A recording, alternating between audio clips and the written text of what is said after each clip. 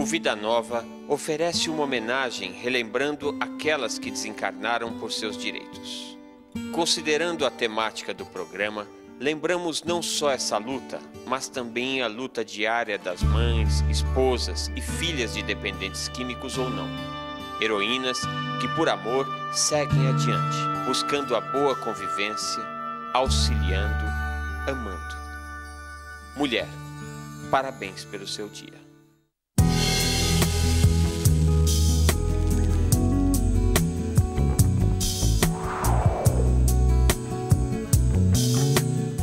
Olá amigos, voltamos ao programa Vida Nova, sempre com muita alegria por estar de novo aqui com você.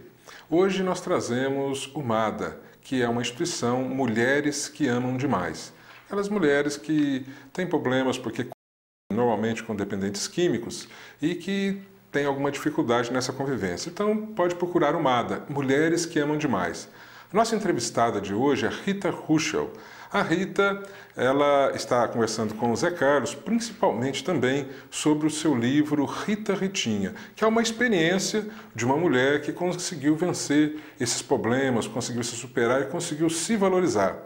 Rita Ruschel já lançou o livro Tesouros da Juventude, essa é uma segunda experiência e é um livro super legal. Vamos então à entrevista. José Carlos e Rita Ruschel aqui no Vida Nova. Para falar sobre o tema, nós estamos aqui com a presença da Rita Ruschel, que é escritora, é jornalista e também membro do MADA, né? É o nosso assunto, viu, Rita? Então, começar com o que é a mulher demais? Como é que você poderia explicar para a gente introduzir o tema? Olha, eu vou explicar mais ou menos lembrando da novela do Manuel Carlos. Duas novelas dele que ele toca nesse assunto, e é legal para as pessoas identificarem, né?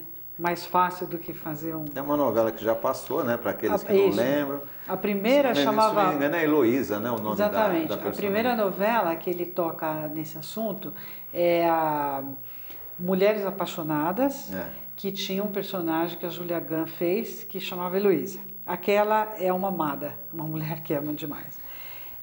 Na novela de hoje, Páginas da Vida, tem um pai e uma filha que é um exemplo espetacular do que é uma amada. O pai bebe, promete para a filha que vai parar de beber, a filha acredita e ela tem muita dificuldade de cuidar da vida dela e dos interesses dela, porque ela está unicamente focada no... Essa é uma outra amada. Quando a gente pensa a gente fala amada, quer dizer, você estreitou tentando definir sentimentos, a inter-relação pessoal doentia entre seres, né? Quer dizer, amada, o que é isso? É mulheres que amam demais, anônimas, que é uma irmandade, que nós já falamos num programa. Mas quando a gente fala de amor, o amor é uma coisa boa. É amor mesmo, é ciúme, é paixão, é sexo. O que faz com que seres humanos ficam nessa relação tão... Simbiótica, né? Simbiótica, olha, parasitária. Eu, como diz o outro, eu só posso falar de mim, né?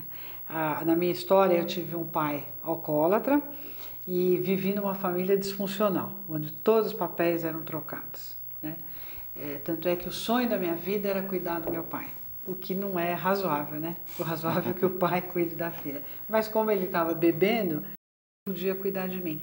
Então o que acontece? Quando eu cresço, eu parto para um relacionamento procurando um homem que também não olha para mim, né?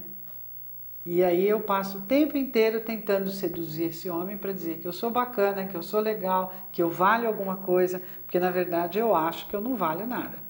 Meu pai me mostrou que eu não valia nada, né? Então existe alguma coisa por trás. Nós poderíamos considerar dentro de... Quando a gente lembra de dependência química, está dentro do mesmo espectro ali, ou de codependência, você acha? Eu acho que é idêntico, né? A gente chama de MADA porque uma autora americana escreveu esse livro, né? Chamado Mulheres que Amam Demais. Mulheres que Amam Demais, mas na verdade o MADA nada mais é do que um Al-Anon. A única diferença do MADA para o Al-Anon que eu vejo é que no Al-Anon quem frequenta o grupo são homens e mulheres. E no MADA é mulheres. Ô Rita, no geral as pessoas estão sofrendo desse tipo de distúrbio porque causa sofrimento. É só a gente se reportar à novela Mulheres que Amam Demais e lembrar da Heloísa, que na verdade, ao mesmo tempo apaixonada, apegada, tentando controlar, sofrendo, tentando suicídio, tentando assassinar, né, o marido. Quer dizer, uma coisa muito louca mesmo. Muito doente, claro. Doente, é um transtorno.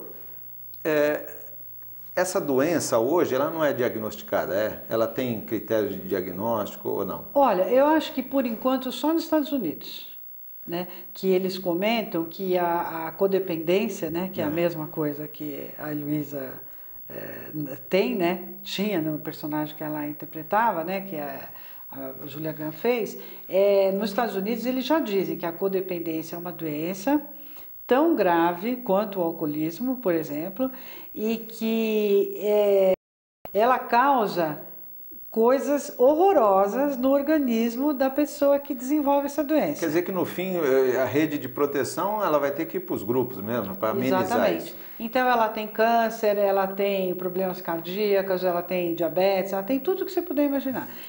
Sendo que alguns autores e algumas pessoas falam que a codependência é uma doença mais grave do que o alcoolismo, por exemplo, porque o alcoolismo você olha para a pessoa e você percebe, né? E na codependente você só percebe bondade, entre aspas. Qual é a característica assim, mais saliente, né, da mulher que desenvolve esse tipo de relacionamento? Ela tem alguma coisa que se destaca um pouco mais?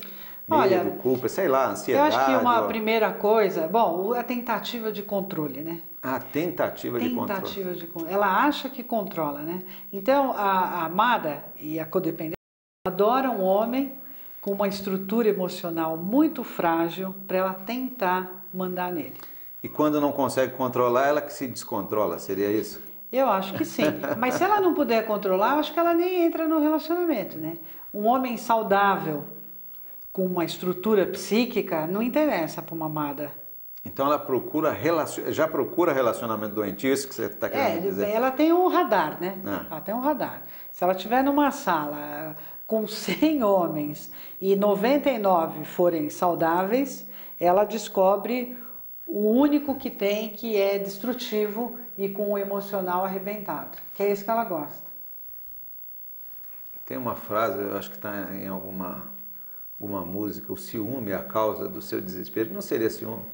Não é ciúme? Eu não sei. Não é só ciúme? Eu acho que o ciúme é o que fica mais na aparência, né? O ciúme fica mais na aparência. Acho que tem toda essa confusão por trás, né? Quer dizer, você já vai procurar um homem que já vai te deixar insegura de alguma forma. Você não consegue. Um homem com estrutura não serve para uma amada. Como é que o MADA pode ajudar?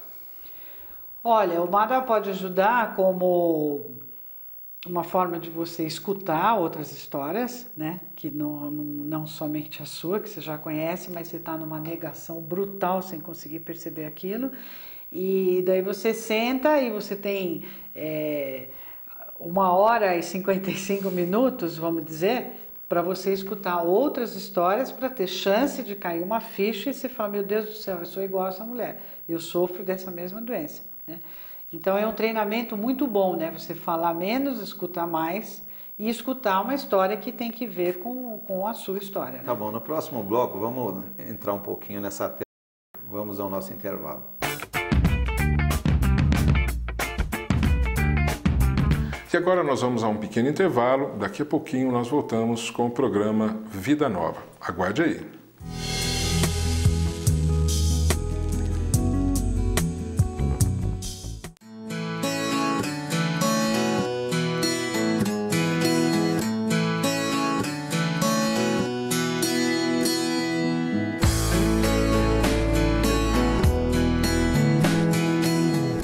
Há 4 anos eu tive a oportunidade de começar a trabalhar aqui na Rádio Boa Nova. É uma alegria muito grande. Teve uma história que me marcou muito.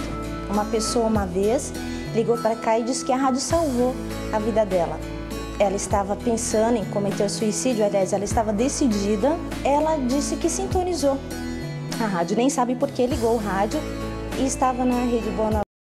no programa Evoluir e o Dr. Reinaldo falava sobre suicídio, o que acontece com o suicida.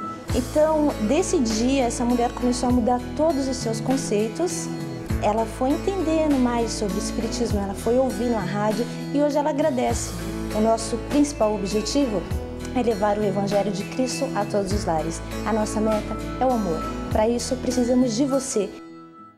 Essa obra da Casas André Luiz é uma obra para ser conhecida pelo Brasil inteiro. É obrigação de todos nós, que somos homens responsáveis, não só visitar esta obra, mas como também auxiliar e dar o seu beneplácito para uma obra de tanta gente benfeitora, né? É uma coisa que emociona eu.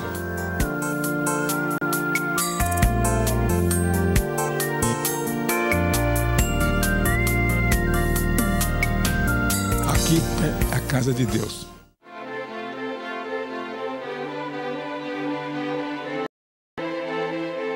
Mercatudo Casas André Luiz, um lugar onde sua compra é, antes de tudo, um ato de amor. Cuidar gratuitamente de mais de 1.400 deficientes mentais e físicos requer grandes investimentos. Assim, as Casas André Luiz conta com você. Sabe aquele móvel que você vai trocar? Aquela televisão que foi substituída? Ou mesmo aquela roupa que não te serve mais? Pois é, doando estas e outras coisas para o Mercatudo das Casas André Luiz, você nos ajuda a manter essa obra de amor. Ligue para 0800 773 4066 e agende sua doação. Lojas Mercatudo, uma loja que ajuda a manter mais de 1.400 seres especiais.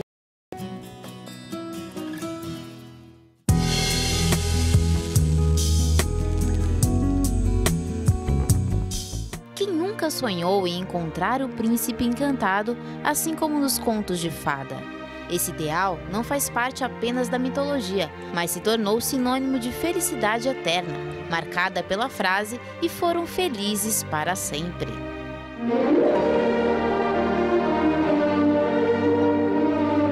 Porque a gente confunde amor com sofrimento, não é? Então, assim, a primeira coisa que apareceu, que eu percebi é o seguinte: se você sofre por amar, então você não está amando, você é uma mulher que ama demais. As mulheres, elas são criadas, assim, de geração em geração, para estarem com o homem. Quem não está com o homem tem aquele sentimento de vazio, de quem ficou para trás, de quem não está no mundo, não é? Então eu comecei a perceber que eu queria muito amar alguém, eu queria dar muito amor para alguém, mas eu queria dar para o homem errado, para o homem que não podia me dar amor. Por quê? Porque eu preciso estar no controle. Eu controlo aquilo que falta em mim, aquilo que eu não consegui dar para mim.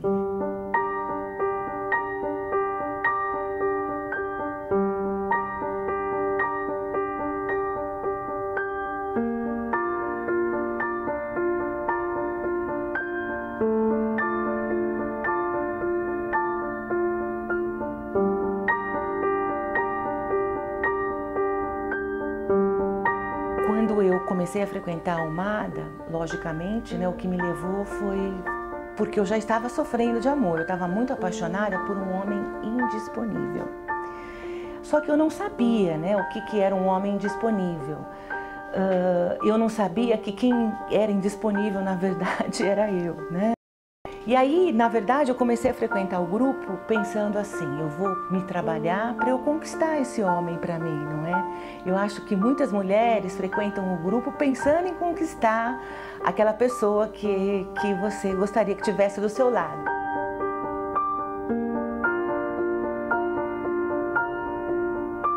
A conscientização e a autoaceitação representam os primeiros passos para a libertação da dependência afetiva. Porque eu fiquei fascinada com as possibilidades de vida, com o meu potencial até então adormecido, porque eu ficava nesse controle, não é? E eu mudei de namorado, conheci outros, e quando eu estava calma, tranquila, que eu achei que a vida estava mais serena, eu aí finalmente encontrei o amor da minha vida.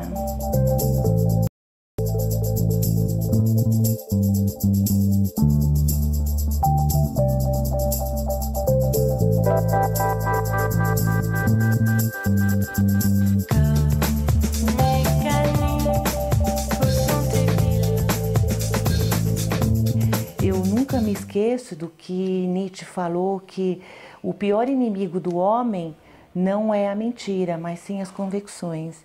E nós sabemos que as convicções são muito difíceis de ser mudadas.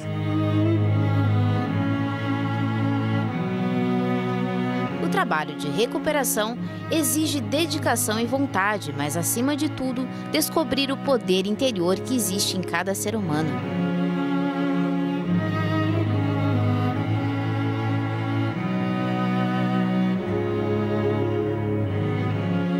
Mas eu diria que hoje eu sou uma pessoa feliz, eu me casei com esse homem, a gente tem muitos planos e eu me sinto muito bem.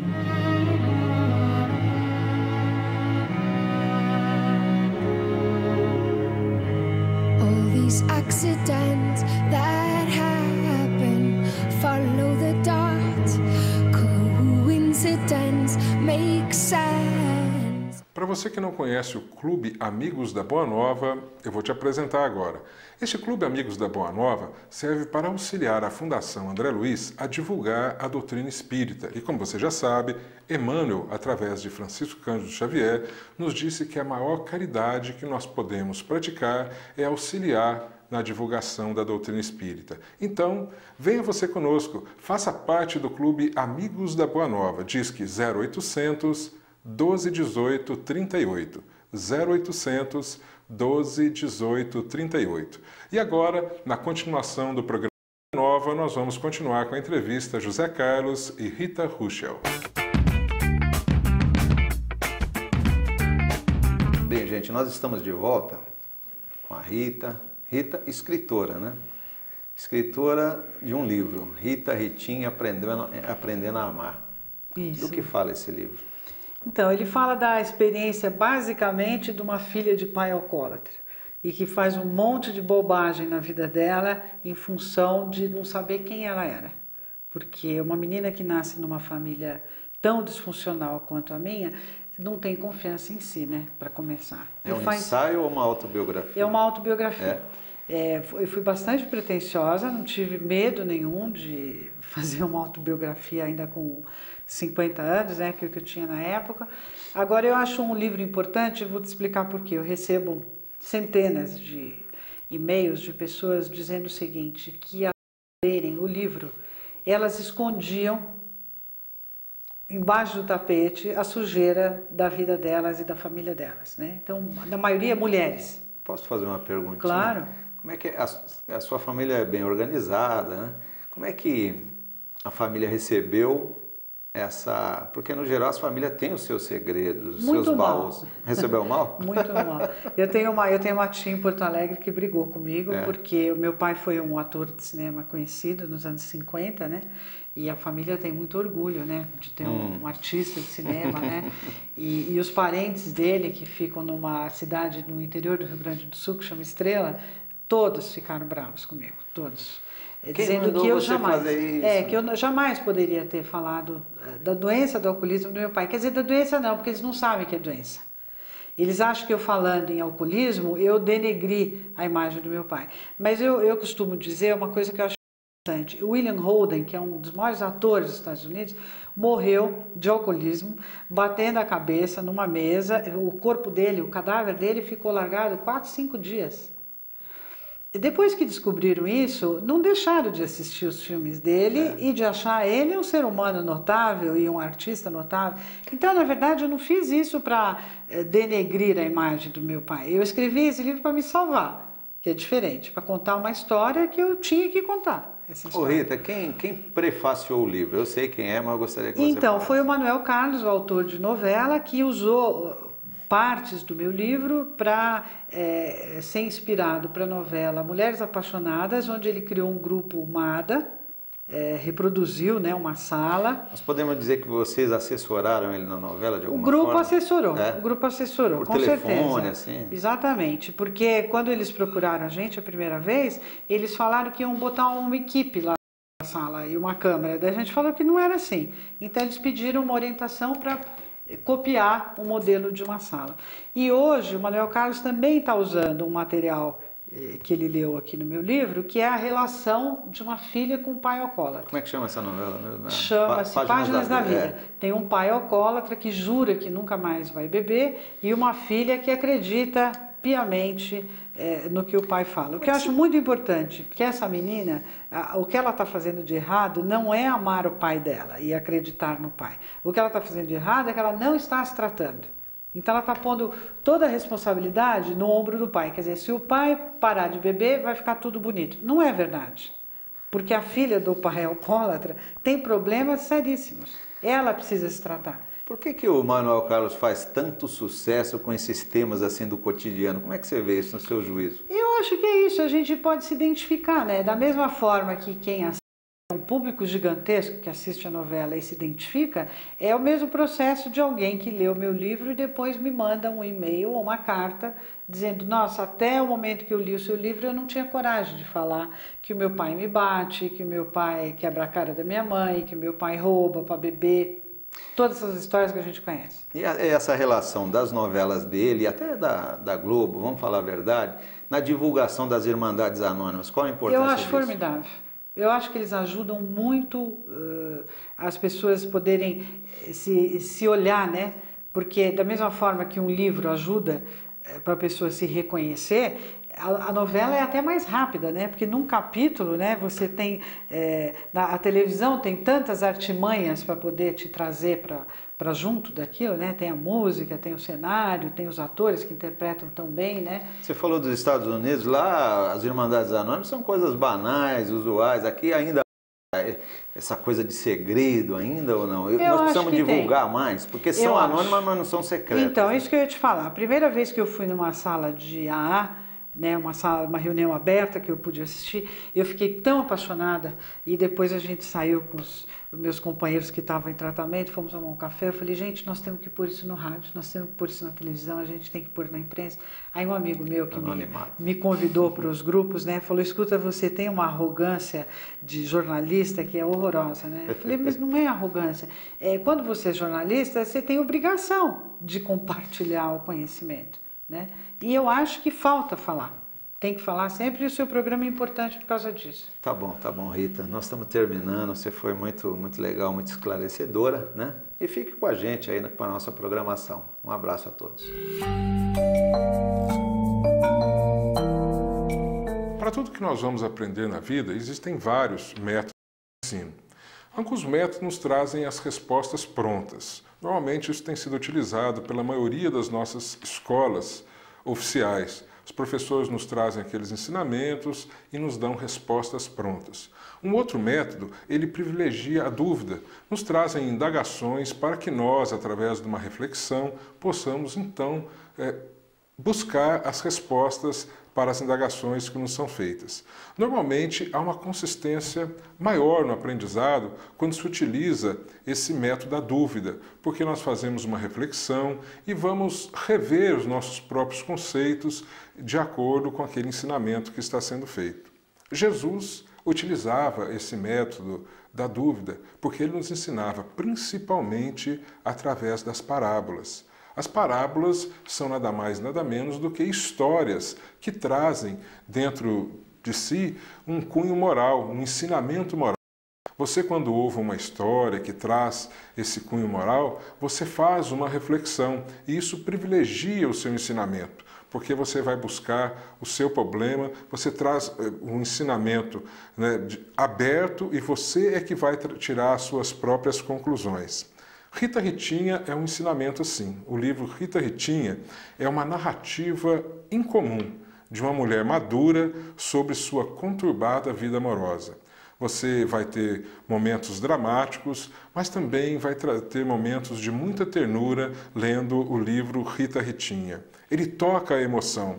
E assim como todo o método da dúvida, todo o método de aprendizagem através das parábolas, estimula a reflexão. Você vai passar a refletir sobre sua vida e sobre o exemplo, né, desta mulher que traz lá a sua forma, como ela venceu as dificuldades que ela tinha, provavelmente pode ser parecida com também dificuldades.